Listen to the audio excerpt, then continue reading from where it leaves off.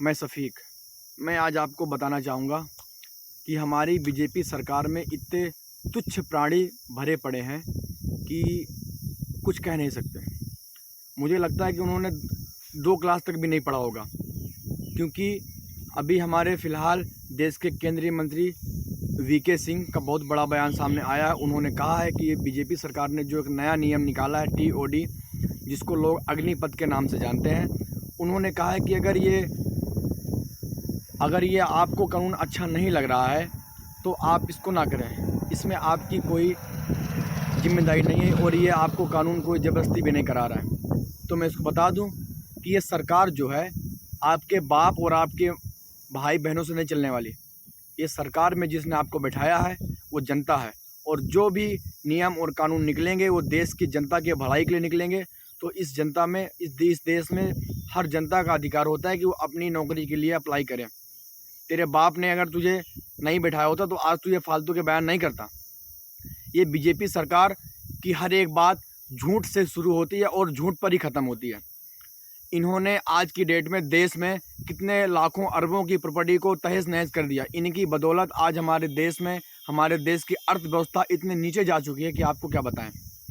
जिस प्रकार से ये लोग देश को चला रहे हैं, इसमें समझ में नहीं आ रहा है कि ये लोग चाहते क्या हैं। देश को बेचना चाहते हैं या देश को कहीं और ले जाना चाहते हैं। जिस प्रकार से ये लोग इस देश में अन्याय कर रहे हैं हर जाति के लोगों पर, और ख़ास करके ओबीसी समाज, जो नीचे का समाज, पिछला हमारा दलित भाई है, इनके ऊपर ज़्यादा जुल्म और सितम हो रहे हैं।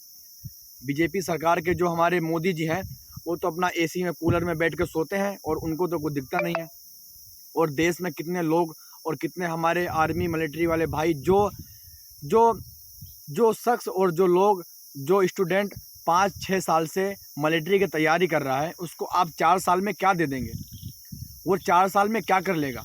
जो अपनी जान लेकर के, हथेली पे लेकर के सोचता है कि मैं बॉर्डर पे जाऊंगा और अपने देश की रक्षा करूंगा, वो हिसाब से वो जाता है, अपने ज़िंदगी भर के लिए जाता है, और उसको आप 4 साल में भगा देंगे। ये कहाँ का न्याय है? हमारे देश में कितने करोड़ आबादी है जो बिना बेरोज़गार पड़ी है देश में, और आप वो बेरोज़गार छोड़ के आप 30%, 20%, 25% की बात करते हैं नौकरी की। इतने नौकरी में देश का क्या होगा? अगर आपको देश की अर्थव्यवस्था, सरकार नहीं चलाना आता है तो आप देश से इस्तीफ़ा दे दीजिए मोदी जी। अगर आपको नहीं कुछ आता है तो बंद कर दीजिए।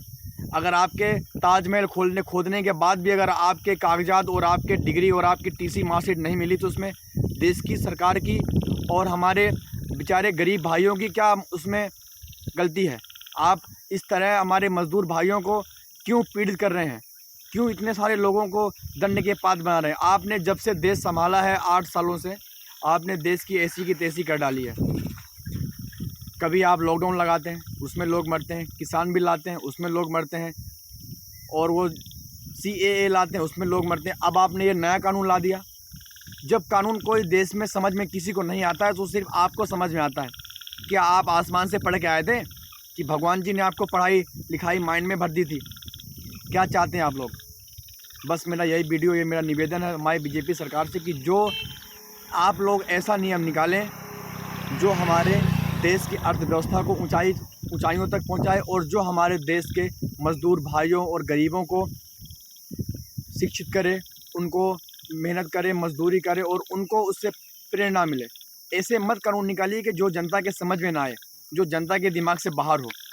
तो मेरा ये निवेदन है, हमारी लड़ाई कोई आपसे, खास करके कोई सरकार से नहीं। हमारी लड़ाई तो सिर्फ वो उन लोगों से है जो देश की अर्थव्यवस्था को गिराने में लगे हुए हैं, जो देश की हमारी चीज़ों को बेचने में लगे हुए हैं।